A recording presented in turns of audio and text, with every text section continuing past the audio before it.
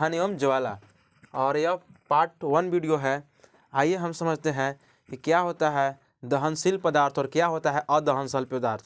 तो देखिए, जैसे कि दहन या दहनशील पदार्थ क्या होता है, वह पदार्थ जो ऑक्सीजन की उपस्थिति में जलने पर प्रकाश एवं ऊष्मा उत्पन्न करते हैं उसे हम दहन कहते हैं, या इस पदार्थ को हम दहनशील पदार्थ कहते हैं।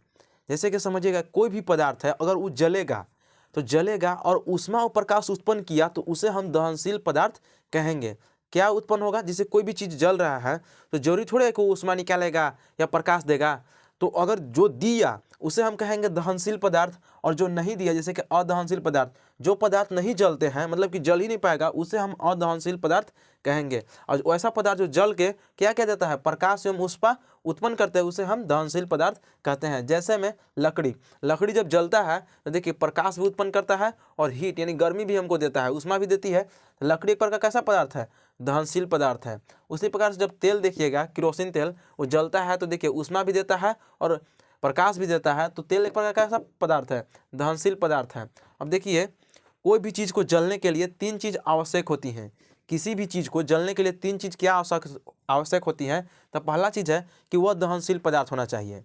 मान लीजिए कि कोई भी पदार्थ है, कोई भी पदार्थ अगर जल रहा है तो उसके 3 चीज़ बहुत जरूरी हो जाते हैं।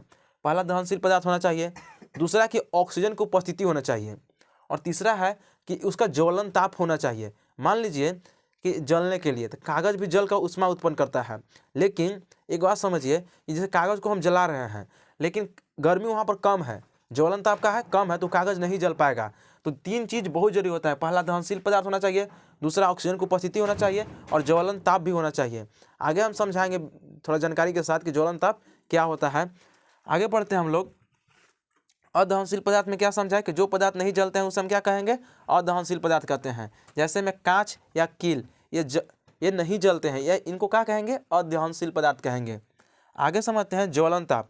देखिए ज्वलन ताप क्या होता है कि जिस तापमान पर, मतलब सबसे कम तापमान पर अगर कोई वस्तु जलता है उसको हम बोलते हैं ज्वलन ताप। डिफिनेशन के माध्यम से समझिएगा कि वह न्यूनतम ताप जिस पर कोई पदार्थ जलना शुरू करता है उसे हम ज्वलन ताप कहते हैं। आइए हम कुछ उदाहरण के साथ समझाते हैं ज्वलन ताप को। कि मान लीजिए कि एक लकड़ी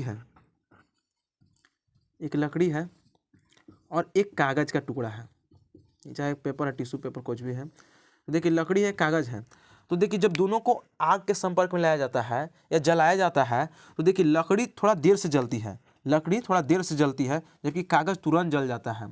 यानी कहने का मतलब है कि इसका ज्वलन ताप क्या है, कम है, और इसका ज्वलन ताप क्या है, अधिक है, तभी तो देर से जल रहा है। और कागज़ क्या हो रहा है, मतलब तुरंत जल जा रहा है, तो ज्वलन ताप इसका क्या हो गया, कम।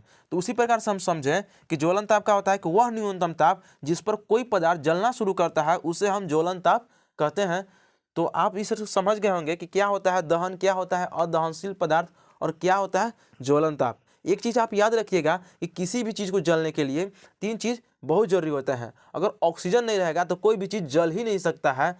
कहीं पर आग लगता है तो पानी नहीं डालना चाहिए, हमको कपड़ा डालना चाहिए, क्योंकि हमको ऑक्सीजन के आवरण को खत्म कर देना चाहिए। क्योंकि किसी भी चीज़ को जलने के लिए क्या चाहिए, ऑक्सीजन बहुत जरूरी चीज़ हो जाता है।